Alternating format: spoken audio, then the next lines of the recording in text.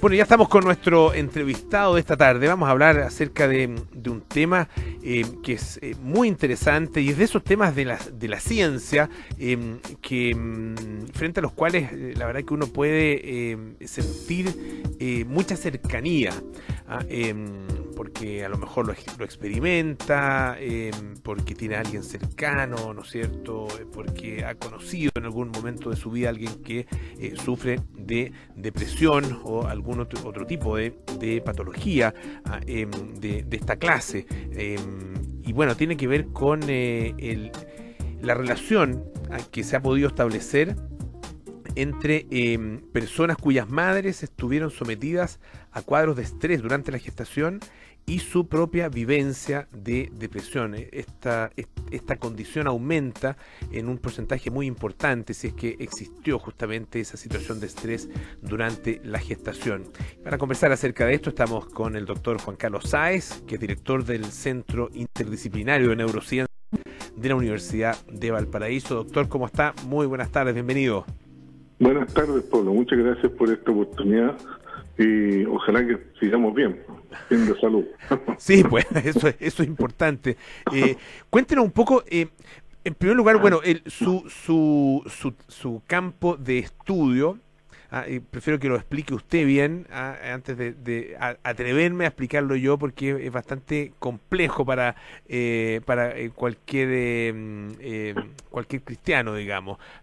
Usted nos explica exactamente, tiene que ver con comunicación, interconexiones, ¿no es cierto?, neuronales, pero específicamente con los canales de las membranas, ¿no? Es bastante específico. Cuéntenos usted de qué se trata y ahí vamos derivando hacia estas investigaciones que yo mencionaba. Ok. Mira, todo esto partió alrededor de unos 20 años atrás, estudiando unos canales nuevos en la membrana de la célula, y que muchos investigadores, incluyéndome, negábamos que existieran, pero los datos o las observaciones decían que estaban. Y de ahí descubrimos que en realidad esos canales existen, ¿ya? Son canales que se les llama hemicanales, en la mitad de los canales que comunican las células en una a otra. Estos son la mitad de eso, está en la membrana, en la superficie de la célula. Bueno, ahí partió todo un estudio de ciencia básica, de caracterizarlo, ver cómo sus propiedades biofísicas, sus propiedades de regulación, y de ahí fuimos entendiendo de que en realidad estos canales podrían participar en enfermedades. Y entre mis sueños siempre, porque para ser investigador hay que ser soñador en realidad, era ver si es que tenían que algún papel importante en enfermedades críticas del sistema nervioso. Y entre eso entonces, alrededor de 10 años atrás, me involucré estudiando cómo el estrés altera entonces las células del sistema nervioso durante el desarrollo y cómo estos canales entonces estarían participando en esa respuesta al estrés. Y así fue como descubrimos que en el embarazo, en el último tercio del embarazo, si se estresa la madre, los recién nacidos presentan una neuroinflamación importante en el cerebro, la cual se mantiene a nivel de animales de experimentación, se mantiene por muchos meses, que es lo único que alcanzamos a estudiar, pero meses en animales de experimentación significan muchos años en los humanos. Entonces de ahí comencé a informarme más sobre lo que estaban estudiando los epidemiólogos, y los epidemiólogos han descrito ya claramente una relación directa entre el estrés perinatal, que puede ser antes de nacer o después de nacer, y la manifestación de depresión en estado más adulto. Y entonces el estrés se refiere a varias condiciones. El estrés puede ser inducido por una infección viral, una infección bacteriana, un golpe, un insulto, una droga, un abandono, ¿ya? Un montón de factores que generan estrés. Y estos estrés, cada uno tiene propiedades particulares que definen por la intensidad del estrés, ¿ya? La duración del estrés y cuándo ocurre en el desarrollo del sistema nervioso. Entonces todo esto es importante porque el sistema nervioso se forma gracias a un programa genético que está muy bien codificado y ocurre bien ordenadamente. Si se desordena esto, las células normalmente tienen que dividirse, tienen que migrar, ubicarse en un lugar donde van a formar la parte del cerebro y después conectarse con otras células.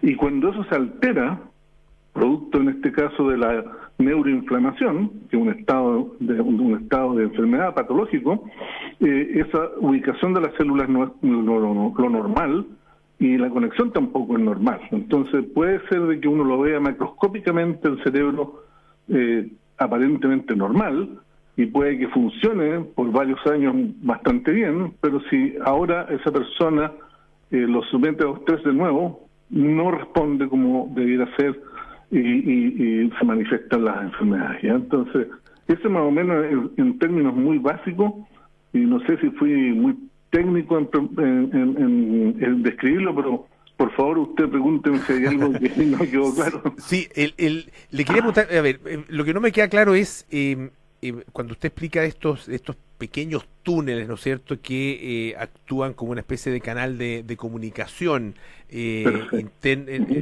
el medio interno y el medio externo de la célula, ¿no es cierto? Y en este caso corresponde, por supuesto, a las neuronas. Estos hemicanales, estos pequeños túneles, ¿existen siempre en la célula en todas las condiciones o aparecen como resultado justamente del estrés de la célula? Qué bueno que me preguntó eso, porque en realidad no lo expliqué eso, ¿ya? Y usted dijo en las neuronas. Claro, en las neuronas hay, pero más importante en la respuesta de neuroinflamación descubrimos que estos hemicanales o estos túneles que nombraba usted están en las glías, que son las células que siempre uno las mira como las acompañantes, las accesorias, las que ayudan a las neuronas, pero son fundamentales hoy en día para muchas acciones del cerebro, ¿ya? Y una de ellas es justamente en el estado patológico. Y estas glías, que son los astrocitos, las microglías, son otros dos tipos de células, le nombré, ¿para qué le voy a nombrar más tipos de células? Pero hay más glías. Ellas liberan a través de estos canales, de estos túneles, liberan factores proinflamatorios que alteran a las neuronas y también liberan sustancias como el glutamato y el ATP que matan a las neuronas. Entonces, en condiciones muy drásticas de estrés puede incluso haber muerte neuronal, pero en condiciones que no sean tan drásticas van a alterar a las neuronas, ¿ya? Entonces, claro, ahí se aclaró de que en realidad estos canales, estos túneles están en las glías, ¿ya? A pesar de que hay algunas de las neuronas más importantes son en las glías, ¿ya? Y nosotros ya hemos descubierto cómo bloquearlos, cómo específicamente inhibirlos sin afectar otras proteínas, ¿ya? Otros canales u otras transportadores, otras proteínas que juegan un papel importante en el sistema nervioso. Y eso, lo que estamos tratando de hacer ahora es bloquear estos canales durante el desarrollo para evitar la progresión de la neuroinflamación y que se manifieste después la depresión en estado adulto. Eso es algo que está en desarrollo. El mecanismo funciona, porque acá estamos hablando de enfermedades que tienen, no es su origen directo, pero sí se ven influenciadas en términos de su aparición por condiciones no propias del individuo, sino que de la madre, ¿no es cierto?, del individuo. Del ambiente, claro. Del ambiente, exacto. Entonces, ante una situación de estrés, y usted describía, ¿no es cierto?, qué tipo de situaciones de estrés son las que uno puede considerar como realmente incidentes. Ante esa situación de estrés, ¿ambos organismos, digamos, reaccionan, o es el organismo de la madre y las células maternas las que reaccionan y dejan de alguna manera una huella en las células de el hijo o la hija del ser en gestación? ¿Cómo es el procedimiento ahí? El procedimiento ahí, el primer receptor del estrés es la madre, ¿ya? Y la madre va a influir al feto o al ser que está en desarrollo, ¿ya? Algunos estrés pueden ser directos al cerebro también del feto. Por ejemplo, una droga puede llegar directo, un alcohol, la nicotina, no se pueden llegar directos, además de la madre. Entonces, ahí, dependiendo del estrés, si un estrés psicológico, uno piensa que el feto no está escuchando, puede que escuche, pero fundamentalmente hay uno diría que es fundamentalmente la madre. Si es un golpe, probablemente va a ser primero la madre y después el feto. Entonces, dependiendo del estrés, puede ser que le llegue directo al cerebro, de la persona en desarrollo o a través de la madre hacia el feto. Estamos conversando con el doctor Juan Carlos Sáez, que es director del Centro Interdisciplinario de Neurociencias de la Universidad de Valparaíso. Hay algo que obviamente surge inmediatamente como una preocupación, una inquietud, doctor, que es un semideterminismo biológico, digamos. Que uno dice, si la madre tuvo durante la gestación o en el periodo inmediatamente posterior al nacimiento, tuvo situaciones de estrés complejas, ¿no es cierto?, agudas, eso sí o sí va a repercutir en el feto o en el hijo ya nacido y por lo tanto queda determinado de por vida a sufrir de determinadas enfermedades, en este caso de depresión.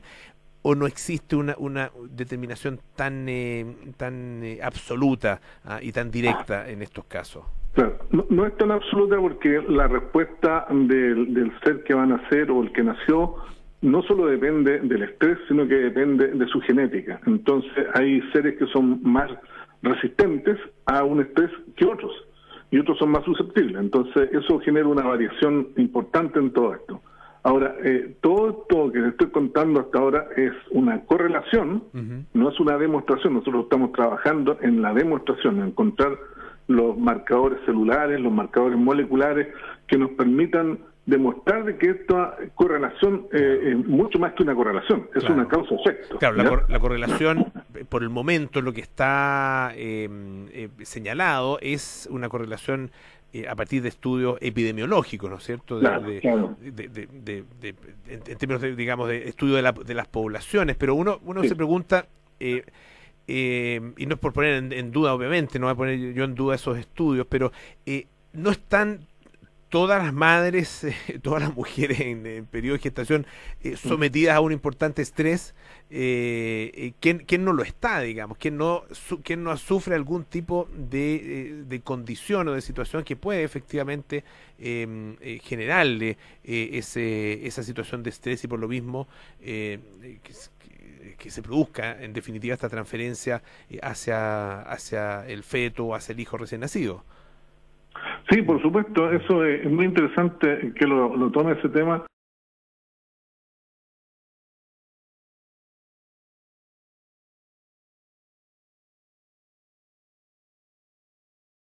Se llama precondicionamiento, entonces hace que el ser humano o las células incluso sean más resistentes a un estrés mayor. Entonces hay un límite que es un umbral en donde ese límite varía de persona a persona, de acuerdo a su background genético, y en base a eso entonces uno tiene que definir qué es lo que va a ser el estrés nocivo, ¿ya? Y eso, en realidad, todo eso es muy difícil de calibrarlo en los laboratorios para poder llegar a las demostraciones, pero ya hemos avanzado bastante en eso. Y, por ejemplo, este año participé en un trabajo que se hizo en la China, en donde ya se sabe de que allá son muy buenos para hacer estudios epidemiológicos, y ellos sabían de que los niños abandonados, porque las madres o el padre, los dos tienen que abandonarlos en manos de otras personas para que los cuiden, mientras ellos van a trabajar a otros lados. Cosa que acá también se da mucho, porque aquí hay muchas personas que trabajan y tienen que abandonar a su hijo en las manos de otras personas. Y ese abandono nomás, que uno lo mira como una cosa menor, se correlacionó perfectamente con un desarrollo de depresión cuando ya eran adultos. Eso se hizo entonces a nivel experimental en ratones y se descubrió entonces que el abandono produce cambios celulares y cambios moleculares en el cerebro que se correlacionan directamente con una malformación del cerebro que se detecta en el animal que manifiesta depresión, ¿ya? Entonces ahora hay que evitar de que esa alteración celular y molecular ocurra para poder evitar la manifestación de depresión en los adultos, ¿no? Entonces eso está recién el primer trabajo que demuestra que hay una correlación molecular y celular con esto y que uno lo puede manipular en el laboratorio como para llegar a buscar incluso una posible prevención, porque aquí no estamos hablando de terapia. Terapia es cuando hay una enfermedad y uno la elimina la enfermedad. Por ejemplo, tiene una infección, le da un antibiótico y hay una terapia, ¿ya? Aquí el revertir el mal cableado del cerebro es complicadísimo porque habría que recablearlos, que las neuronas se retraigan, se ubiquen en el lugar que le corresponde y se vuelvan a expandir sus prolongaciones para conectarse con las neuronas que le correspondía según el programa genético, ¿ya? Y entonces lo que uno tiene que pensar es que uno va a poder prevenir esto tal vez, pero no va a curarlo por ahora, porque la ciencia se lleva muchas sorpresas con los avances de la ciencia, ¿no? Lo que parecía ciencia ficción hoy día muchas cosas son realizables. De alguna manera, este es a ver, ¿cómo expresarlo? Es el tejido fisiológico, celular, ¿no es cierto?, de conceptos que nosotros, claro, los utilizamos pensando en dimensiones distintas. Estoy pensando, cuando usted hablaba, me surgió la palabra trauma. De alguna forma, el trauma, lo que usted está analizando, investigando, es el origen fisiológico, ¿no es cierto?, de lo que nosotros en el lenguaje corriente denominamos trauma, o estoy extendiendo demasiado el concepto.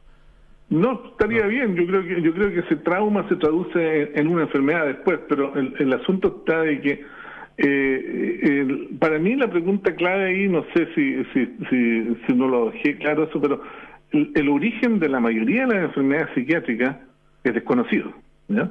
Y estos estudios están llevando a conducir cuál es el camino para descubrir los orígenes de esas enfermedades que son muy variables, ¿ya? Se fija porque uno dice la inflamación, ¿cómo la inflamación lo explica todo?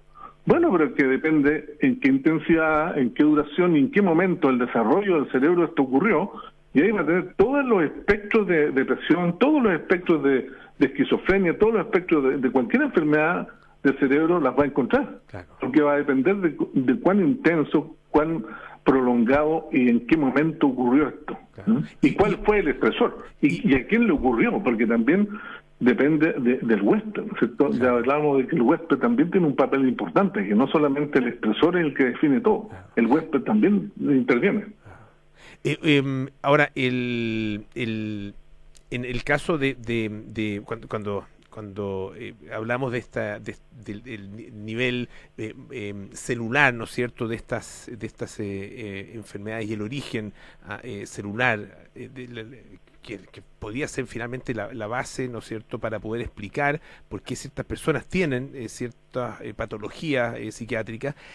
¿Existen hoy día los instrumentos como para poder detectar en seres humanos, en personas vivas, digamos, y funcionando, cuáles son efectivamente las condiciones o la situación de su propio organismo a nivel celular, porque usted decía, claro, podemos mirar el cerebro, pero hay cosas que no estamos viendo al mirar el cerebro, ¿no? Claro, cuando lo mira de forma macroscópica, claro. Uno tiene que verlo a nivel celular y ojalá con resolución de una célula. Hoy día hay instrumentos que permiten estudiar cómo está las conexiones celulares, ¿ya? Eso hoy se puede ver.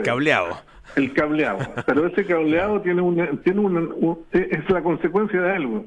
Y el cableado, como yo le decía, no lo vamos a poder recablear esto tan fácil hoy. De repente, de aquí a unos años más, alguien va a descubrir cómo uno puede despegar las neuronas y después instruirlas para que vuelvan a cablearse en forma adecuada, ¿ya? Pero eso todavía suena como una ciencia ficción total. Ya era una ciencia ficción el poder descubrir de que las enfermedades psiquiátricas pueden tener un factor común que explique a muchos de ellas, ¿ya? Entonces, y en eso es lo que estamos tratando de descifrar hoy día. Entonces, yo creo que faltan muchos años de trabajo, pero ya lo interesante de esto es que si uno descubre un mecanismo, una célula, uno ya sabe dónde dirigirse entre el cerebro, que es una masa blanca, que no es una gelatina casi, ¿no? Uno no sabe dónde mirar, ¿ya? Pero si uno descubre una célula, ya se fija que había confusión si eran las neuronas o las glías. No, ya sabemos que es las glías, después cuál glía. Y así uno va identificando y ya va pudiendo poner la mirada fija en la aguja que cayó en un pajar y la puede identificar, puede pillar la aguja. Y si es así, si hizo ciencia básica suficientemente dura, bien realizada, uno va a poder diseñar después una forma de prevenir las alteraciones. ¿ya? Doctor Juan Carlos Sáez, bueno, fascinante todo lo que nos ha explicado. Muchísimas gracias por estar esta tarde aquí en Radio Duna. Que esté muy bien. Buenas tardes. Por el contrario, muchas gracias a usted y que siga muy bien también. Gracias al doctor Juan Carlos Sáez, director del Centro Interdisciplinario de Neurociencia de la Universidad de Valparaíso. Nos vamos rápidamente.